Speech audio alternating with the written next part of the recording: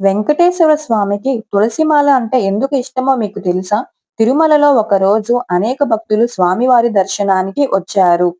ఒకరోజు ఒక ధనవంతుడు రాజవంశానికి చెందిన వ్యక్తి అపారమైన బంగారం, వజ్రాలను అలంకరించిన గొలుసును తీసుకువచ్చాడు. ప్రజలు అతని ధనాన్ని చూసి ఆశ్చర్యపోయారు. అదే సమయంలో ఒక పేద వృద్ధ మహిళ కూడా అక్కడికి వచ్చింది.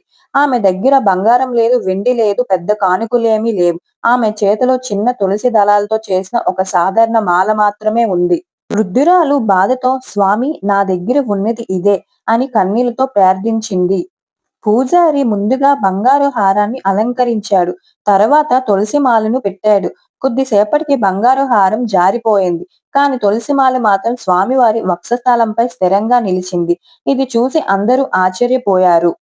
స్వామి భక్తిని మాత్రమే స్వీకరిస్తాడని అందరికీ అర్థమయ్యింది. అందుకే శ్రీవారికి తులసిమాల అంటే చాలా ఇష్టం. మీకు గాని ఈ వీడియో నచ్చినట్లయితే మన ఛానల్ సబ్స్క్రైబ్ చేసి లైక్ చేయండి.